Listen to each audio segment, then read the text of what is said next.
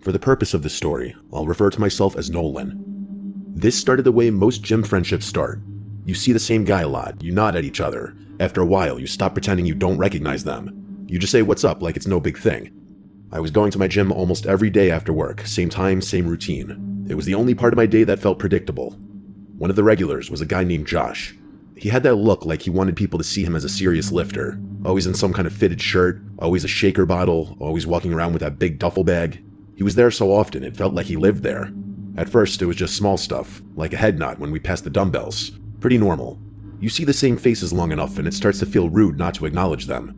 Josh seemed friendly enough. He would smile and do that quick chin-up thing like we were already friends even though we really weren't. One day I was about to do bench, and he was already on the bench in the next rack over. He looked over and asked if I could spot him. That's when it actually became something. I said sure. I stood behind the bench while he unracked the bar. He was strong, I'll give him that. He did a few reps, and he struggled on the last one, so I helped guide it back. He sat up, and then he started talking like he had been waiting for this moment. He asked me how long I'd been lifting, what my split was, some basic gym talk.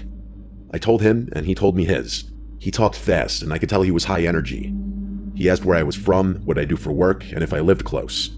I kept it basic. I didn't give him my address or anything, just the general area. He said he lived not far from me, and he laughed like that was proof we were meant to be friends. Before I went back to my set, he asked if I had Instagram. He held out his phone pretty casually, so I just followed him back. It didn't seem like a big deal. People exchange socials all the time now. It's like the modern version of swapping numbers. For the next couple of weeks, it was the same routine, but slightly different. If Josh was there, he would come over and say what's up. He'd ask what I was training. He'd comment on something I did, like he was coaching me, even though I didn't ask. It wasn't offensive, just a little much. I figured he was just one of those guys who treated the gym like a community center. He would DM me gym memes sometimes. Dumb stuff, videos of guys failing lifts, or edits of bodybuilders with dramatic music. I'd just react with a laughing emoji and keep it moving. I didn't want to be rude. He seemed like he just wanted a gym friend. Then he messaged me one day saying there was a local festival happening that weekend and we should go. I didn't even know about it. I looked it up, and it was one of those town festivals with food trucks, cheap drinks, random vendors, live music, and a crowd that's half families and half people just there to get buzzed in the middle of the day. I hesitated, but I said sure. It sounded like something to do. I figured it would be a quick hangout. If it was awkward, I could leave early. When the day came, I met him there in the afternoon. The first thing I noticed was how different he seemed outside the gym. At the gym, he had that controlled energy. Outside, it was like he had no volume knob. He was loud from the moment I saw him. He came up grinning too hard, slapped me on the shoulder, and started talking like we were reuniting after years apart. Then he started doing these weird voices, like cartoon voices.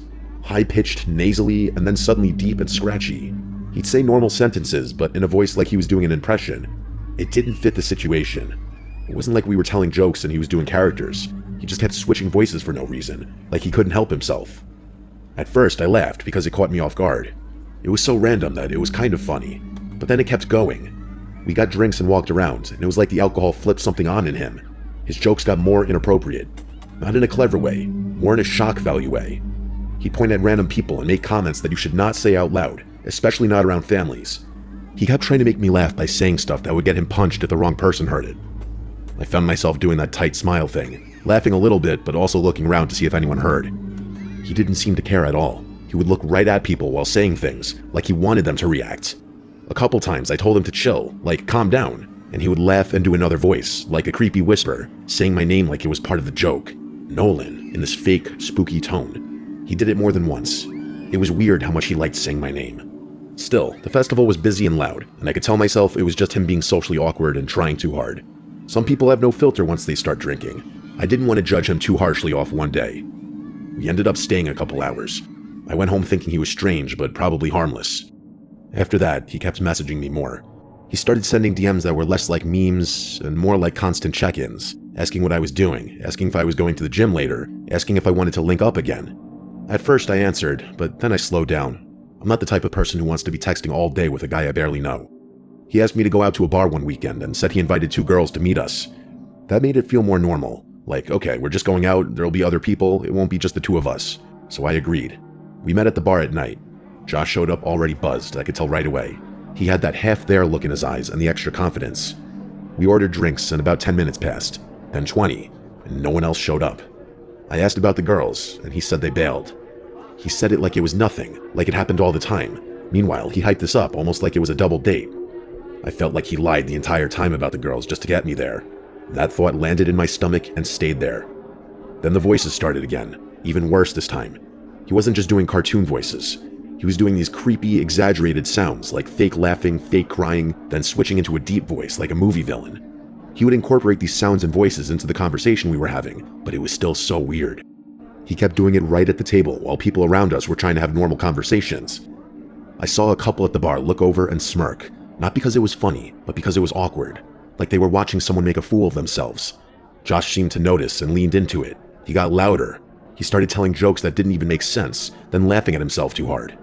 Every time I tried to bring the conversation back to normal, he'd interrupt with another voice, and then he started saying my name again. Nolan. Listen, Nolan. It was like he couldn't talk without anchoring me to him. I felt embarrassed sitting there, not because I cared what the strangers thought, although I did feel like he made me look like a weirdo by association, but because his energy was so off that it made me feel trapped. People were watching, and the bartender looked annoyed, like she thought he was overly drunk and considering kicking him out. Josh kept drinking. He ordered shots and tried to get me to do them. I said no, and he acted like I was betraying him. He made a joke about me being boring, then he did a voice like a crying baby. I forced a laugh, but inside I wanted to get out of there so bad. I looked at my phone and made the decision I was leaving. I told him I had to go help my brother with something. It was the first excuse that came to mind. Josh stared at me for a second like he didn't believe it. His face changed and he looked genuinely annoyed, like I had just ruined his night. He asked why I couldn't just stay. I repeated that I had to go. He said something under his breath, then did that fake laugh again, but it sounded angry this time. I stood up, said I'd see him at the gym, and left. He didn't even say bye. People looked at me as I left, and I knew it was because we were a spectacle in there because of him. On the drive home, I felt relief. It was like I had been holding my breath for an hour. I told myself that was it. I wasn't hanging out with him again. Gym acquaintances is one thing. This was something else. The next time I went to the gym, I saw him. I tried to avoid eye contact. I stayed on the other side of the gym, hoping he wouldn't notice. Of course he did. He came up behind me while I was re-racking dumbbells and said what's up like nothing happened. He was overly friendly again, like the bar night didn't exist. He asked why I left so early. I shrugged and said I had to help my brother. He asked if my brother was good, and I said yeah. Then he started talking about going out again, like he was already setting up the next time. I kept my answers short. I told him I had a lot going on. He didn't take the hint. He stayed right there talking while I tried to move through my workout. He followed me from one station to another like he was glued to me. Every time I tried to end the conversation, he'd start a new one. It felt like he had decided I was his person now and he wasn't letting go. After that, I started changing my gym time. I'd go earlier or later just to avoid him. Sometimes it worked, and sometimes it didn't. And when I didn't see him, I felt better. But then I'd get messages, more than before. If I didn't open them, he'd send another. If I left him on scene, he'd send messages like, "You good?" I started not opening my Instagram DMs at all. I hated the feeling of seeing his name pop up. It was like a knot in my stomach every time. I thought that if I ignored him long enough, he'd get bored and move on. One night I was in my room lying in bed, trying to fall asleep. It was a hot summer night and my window was cracked. My room was on the first floor facing the backyard. I heard something outside. It was a low and drawn-out voice, like someone trying to sound spooky on purpose. It said my name. It wasn't loud, but it was right outside, close enough that it felt like it was under my window. Then after that, it was just the sound of the wind, making the abrupt stop even more unsettling. I sat up in bed, listening hard, but I heard nothing else. I got up and went to the window and looked through the blinds. Though I couldn't see anyone, I felt someone's presence out there. I can't explain it. I whispered through the window, asking if it was Josh. I didn't mean to say his name out loud, but it slipped out because that was who it sounded like. When there was no answer, I backed away from the window and grabbed my phone. My first thought was how would he even know where I lived? I hadn't told him my address nor posted it. I went to Instagram and messaged him. I asked if he was outside my house. I stared at the screen after I sent it, feeling stupid, but I needed to know. The messages showed seen a few minutes later. That made it worse. He saw it and didn't answer right away. I watched those little seconds pass like they were hours. Then he replied with one word. No. That was it. Incredibly fishy why he wouldn't respond something more, at the very least questioning why I asked that. I didn't respond. I put my phone down and tried to forget it. The next day, he messaged me again asking why I was being cold and distant. I didn't answer. I didn't want a conversation. I didn't want to give him anything to latch onto. But that night, I heard it again.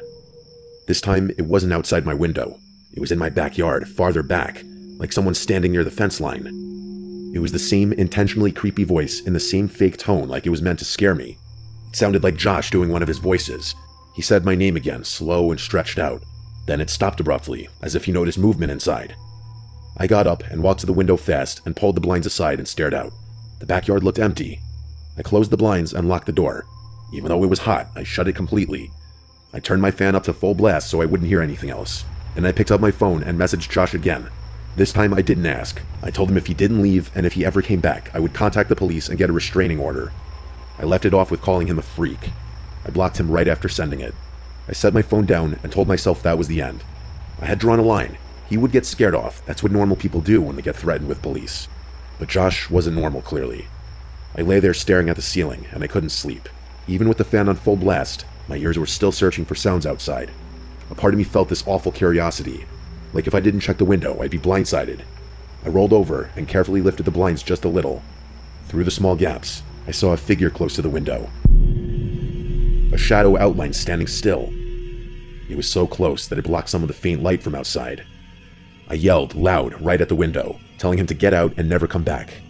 The figure/shadow shifted away from the window and disappeared into the dark. I stood there now shaking, listening for the sound of the gate closing or something, but there was just silence now. After that, I didn't feel safe in my own room anymore. Every sound outside made me think he was back. I stopped going to that gym completely. I didn't want him seeing my routine. I signed up at a different gym across town, even though it was more expensive and further away. I stopped posting on Instagram for a while. I kept my blinds closed at night, and I started checking locks obsessively. 3 weeks passed and nothing happened, so I started to relax a little. Then one morning, I walked out to my car and saw my rear tire was flat. I crouched down and saw the cut. It was a clean slice in the sidewall. He slashed my tire. I looked up and down the street like I expected him to be standing there watching me. I didn't confront Josh. He was blocked anyway. I knew confronting him would only feed whatever this was. If he did slash my tire, it meant he was watching me. It meant he wanted a reaction. I didn't want to give him one. I got the tire replaced, and that same day I bought cameras. I installed Ring cameras around the house, front and back. I put motion lights in the backyard. I didn't like spending the money, but I liked the idea of being blind even less. I kept a low profile after that. I stopped going out late, I didn't take the same route home every day, and I'd check the Ring app every time I get a motion notification. The worst part about all this was knowing a guy I met in the most normal place, a guy I just tried to be friendly to, developed this disturbing obsession with me after hanging out twice. And once someone like that decides you're their friend or you hold any sort of relationship with them, good luck getting them out of your life. So my advice is to be careful who you let into your life at all.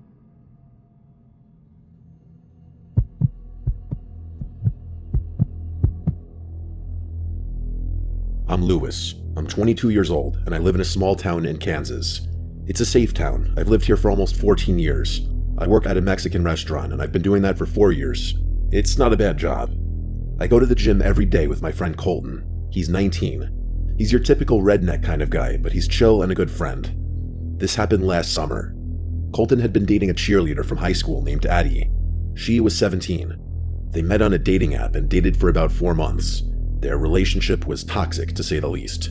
They fought over small things constantly. She didn't even like him going to the gym with me. She wanted him with her all the time. Eventually, Colton found out she had cheated on him with multiple guys. That was the final straw. He broke up with her. She didn't take it well. One Tuesday night, Colton and I were at the gym like usual. We normally go around 7 p.m. because he gets off work at 6. We were drinking our pre-workout and starting our session when the gym door opened and a girl walked in. She was wearing a red hoodie and blue leggings. Right away, something was off. She just stood there for a second staring at us instead of looking around the gym, moving, or looking at her phone. Then she walked towards the women's locker room, but kept looking back at us as she walked. Colton didn't really think much of it, but I did. A few minutes later, we heard noises coming from the women's locker room. It sounded like crying mixed with whispering. It was loud enough that we could hear it through our headphones. It wasn't normal crying. It sounded unstable, like someone talking to themselves while breaking down. We tried to ignore it and kept working out. About 10 minutes later, she came out of the locker room wearing the exact same clothes. That's when it got stranger, because if you go into the locker room, you're usually changing to work out, but she didn't. She just walked out and started moving around the gym without actually using any equipment. She kept drifting closer to us, like too close, hovering near whatever machine we were on, watching us, not even really working out. I told Colton I was getting uncomfortable. We moved to another machine. A few minutes later, she was gone, but we didn't see her leave. We just realized she wasn't there anymore. We finished our workout around 8:40 p.m. and went outside to talk for a bit. I noticed a car sitting in the parking lot with its lights on. That felt weird because only 4 other people were there, and they had come together in one truck. But we brushed it off. About 10 minutes after I got home, Colton texted me asking if I remembered that girl from the gym. I said yeah. He asked what if it was Addie. That idea made my stomach drop. He said she had been acting crazy since the breakup and really wanted him back. I told him there was no way. It was probably just some random girl. Eventually, we both convinced ourselves it wasn't her and went to bed. Around 11:30 p.m., I heard knocking on my brother's window. I went to look outside, but didn't see anyone. A few minutes later, there was knocking on my window. Again, no one was there. Then I heard aggressive knocking at the front door. The doorknob started shaking violently. Not someone checking if it was unlocked, someone trying to get in. Then I heard a girl laughing. Not normal, playful laughter, it was hysterical. Every few seconds, she would start laughing again like she was enjoying herself. I started feeling sick. Then my phone buzzed. A random number texted me saying to leave Colton alone. It said I convinced him to break up with her, and that now I would pay the consequences. I knew immediately it was Addie. Another text came in. It was a picture of a knife in her hand. That's when it became real. She wasn't just angry. She was outside my house with a weapon. I texted my dad, who was thankfully still awake. He called the police immediately. The laughter stopped after a few minutes, but I was too scared to move and check. When the cops arrived, they found her sitting in the grass near the house like she had been waiting. They arrested her on the spot. She admitted everything to the officers. They asked if I wanted to press charges, and I said yes. I called Colton and told him what happened. He was just glad I was okay. The only thing I still don't understand is how she got my address.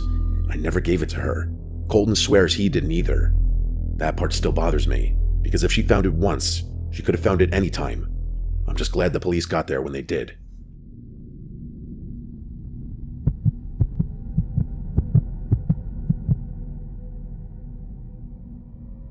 I'm 25, and I had been going to the same LA Fitness in my town for a few years. I usually went after work around 6 in the evening. After a while, you start recognizing the regulars, even if you never talk to them.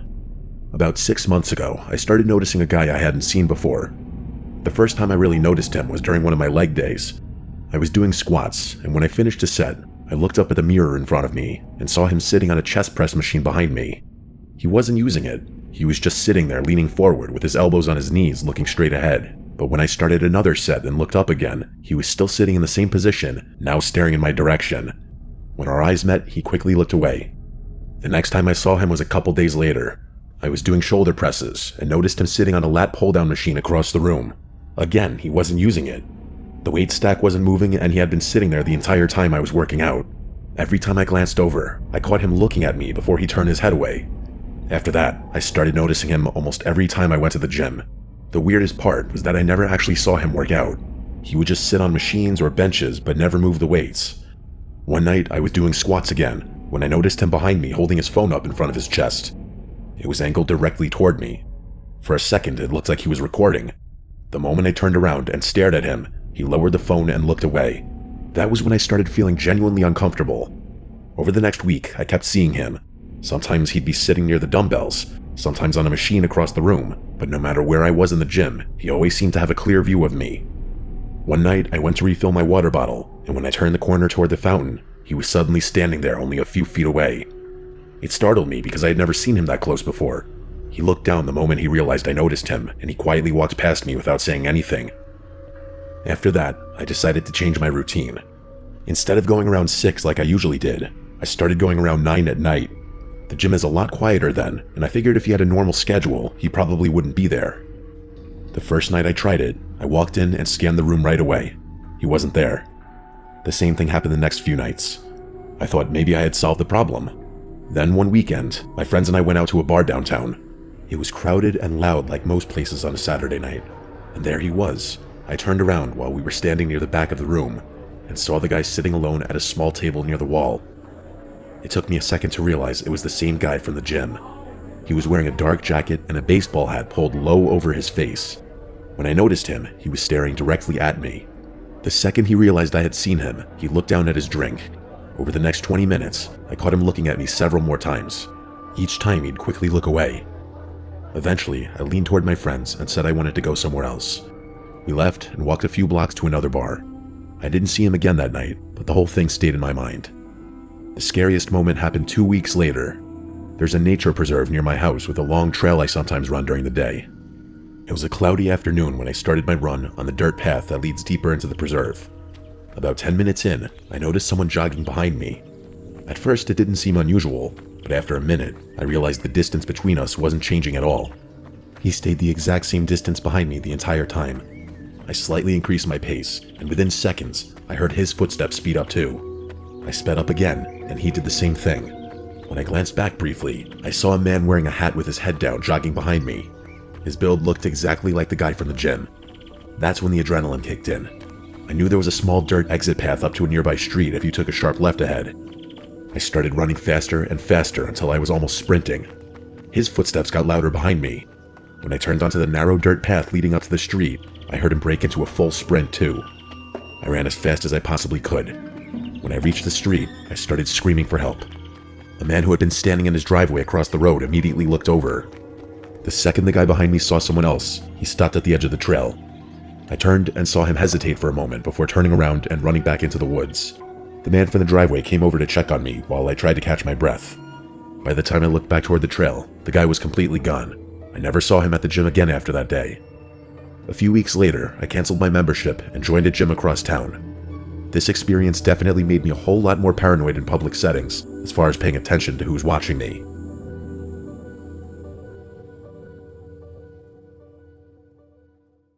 كيف خلصان قول ما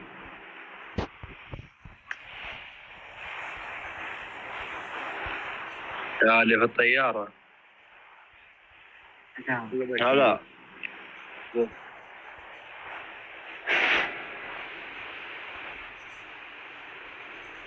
ولدك في اختياري لك حرام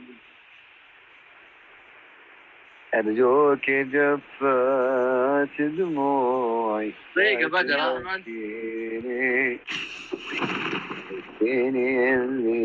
أحمد بدر دقيقة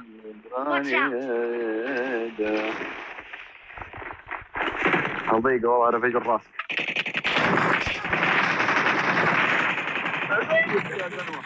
عليك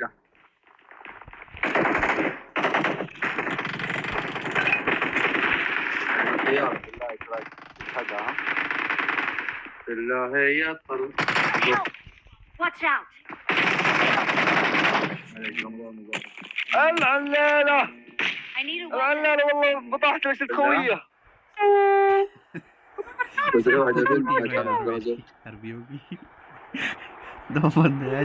بنزل أنا أنا ما أخاف من ابن آدم استغفر الله خاب ابن آدم كاب هلوانية لا النزبور هاي هلوانية يلا مشينا يا بيبي هاي ريكول جهزوا لي ريكول ها اوه ليش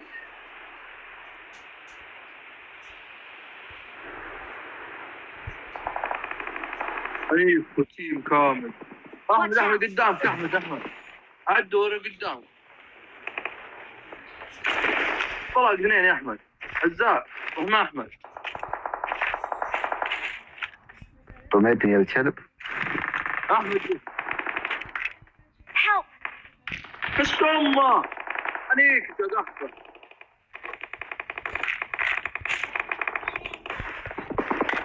كب عليه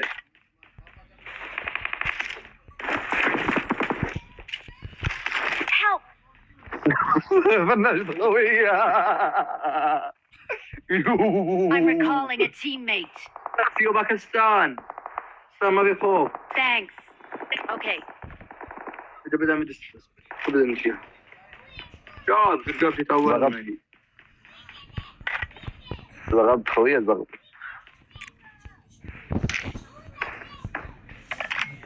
طلبتك في اختياري جا Help! والله أمه يا Okay.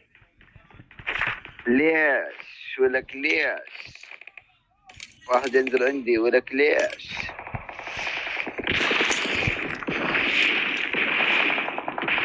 السلام عليكم وعليكم الخير يا اخوي مسويين ما ترد وكذا هزاع فوت هزاع فوت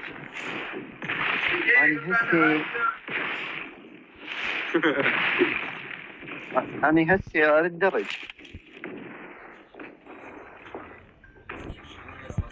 نمبر 2 باكستان اسلاماباد فات. دقيقة قاعد هير وهو يدمج. القم يا اخوي القم سبك أصل السبكة البوت. I'm recalling a But I'm- teammate. رقم 2 تعال. Help! عليك والد Thanks. والد أنا هوني وذاك أنا هون. تليفون يعني تليفون والله بروح شباب مدرسة بس شوفوا تعال يا أخي. لا يا زنوة انت قلت هنا انزل رجع مدستني يا زنوة. لا خلاص اطول الجيم خلاص راح بش لا بطل. تطول الغيبة بغيابك مصيبة أسوأ اني مثل مرايتك تضحك لي. أحمد صندوق رب مصر. ترى صوتك حلو انت غن نعم بالله صندوق. اي والله كم باقي انا؟ 3990. طيب تعال خلنا نحسب فيها. الروح طيب ادخل عندي عشان داخل بوبي. مثل مرايتك. معي 6500. شيء ما تكسروه خلاص. و 6500 لا صار اخوي لك انت حمار